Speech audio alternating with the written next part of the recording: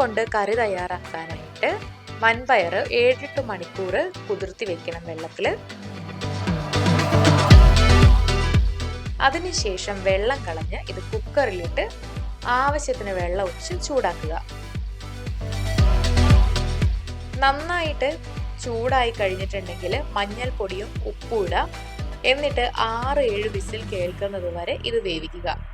വെള്ളം തിളച്ചു വന്നതിന് ശേഷം വേണം മഞ്ഞൾപ്പൊടിയും ഉപ്പുമൊക്കെ ചേർക്കാനായിട്ട്. ഇനി ഒരു പാനിലെ എണ്ണ ഒഴിച്ച് ചൂടാക്കുക. അതിൽ കായം, ഇഞ്ചി വെളുത്തുള്ളി പേസ്റ്റ്, സവോള പേസ്റ്റ് ആക്കിയത് എന്നിവ ഇട്ട് ഒരു 2-3 മിനിറ്റ് റോസ്റ്റ് ചെയ്യണം. അതിനുശേഷം ഇതിലേക്ക് തക്കാളി പ്യൂരി കൂടെ ചേർത്ത് പാകം ചെയ്യാം. തക്കാളിയുടെ പച്ചമണം മാറി കിട്ടുന്നത് വരെ ഇത് പാകം ചെയ്യുക. ഇതിലേക്ക് ഇനി മഞ്ഞൾപ്പൊടിയും മുളക് പൊടി അതുപോലെ മല്ലിപ്പൊടിയും ചേർക്കാം. എന്നിട്ട് എല്ലാം കൂടെ നന്നായിട്ട് ഒരു 3-4 മിനിറ്റ് ഇളക്കി മിക്സ് ആക്കണം. പേസ്റ്റ് നല്ല തിക്കായി വരണം. തിക്കായി വന്നിട്ടുണ്ടെങ്കിൽ ഉപ്പും അതുപോലെ തന്നെ രാജ്മ മസാലയും ചേർത്ത് 1 മിനിറ്റ് ഇളക്കുക.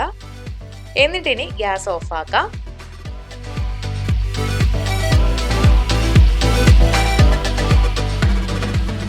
ഇനി വേവിച്ച പയറെടുത്ത് തയ്യാറാക്കിയ മസാലയിലേക്ക് ഇട്ടിളക്കണം.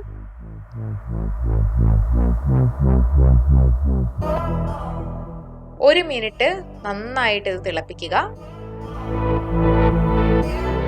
കുറച്ച് വെള്ളം കൂടെ ചേർത്ത് ഇത് വേവിക്കാവുന്നതാണ്. തിളയ്ക്കാൻ തുടങ്ങി കഴിഞ്ഞിട്ടുണ്ടെങ്കിൽ തീ ഓഫാക്കി ഒരു ബൗളിലേക്ക് ഇത് വിളമ്പാം.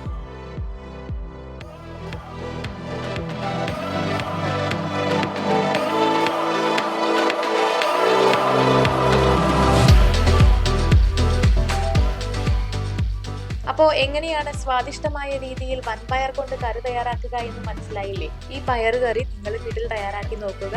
വീഡിയോ എല്ലാവർക്കും ഇഷ്ടമായെന്ന് വിചാരിക്കുന്നു. ഇഷ്ടമായെങ്കിൽ ലൈക്ക് ചെയ്യുക, ഷെയർ ചെയ്യുക. ഇതുപോലുള്ള കൂടുതൽ വീഡിയോകൾക്കായി സമയം മലയാളം സബ്സ്ക്രൈബ് ചെയ്യുക.